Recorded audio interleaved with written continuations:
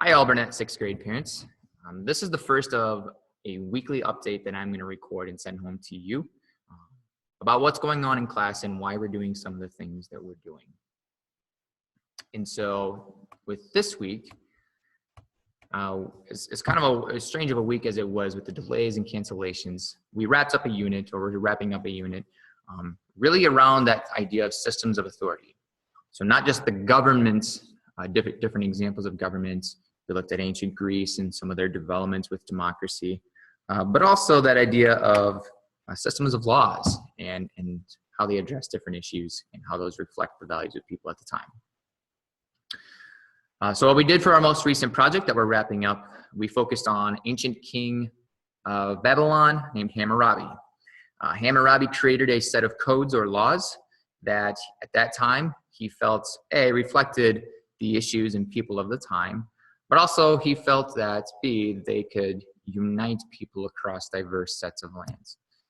So a lot of different cities, warring cities, and so what he really sought to do is he tried to bring them all together under a set of laws.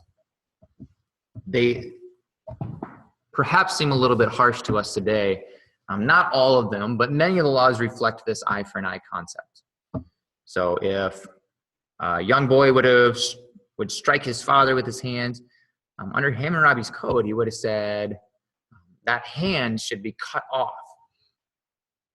And so students really thought that that was pretty wild, because we just don't have that kind of law system today, and that's good.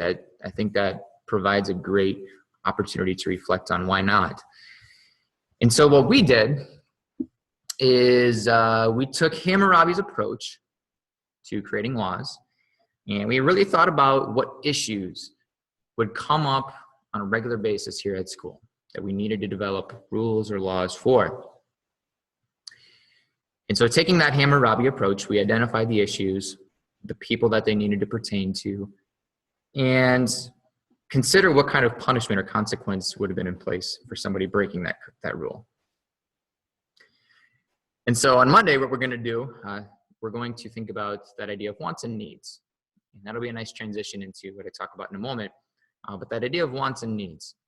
If we were to think about and look at all the examples that students created for laws for our school under the guise of Hammurabi, which set of laws do we feel like students would want, and which set of laws do we feel students think we would need in order to really have a thriving school?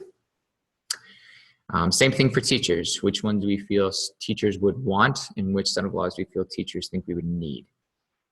All right, so that's kind of a nice wrap up to our unit on Monday. Oops, excuse me. Get that out of the way. And that leads into a really big topic, which is not just trade, but that idea of globalization, kind of that flattening of the world, where it's very, very easy now to connect with other parts of the world. We can look back at examples in ancient history where that really starts to begin. And so for us, we're going to be looking at the Silk Road as an example. We're going to use the Silk Road as our example to think about those concepts of needs and wants, especially for early civilizations, supply, demand, and scarcity.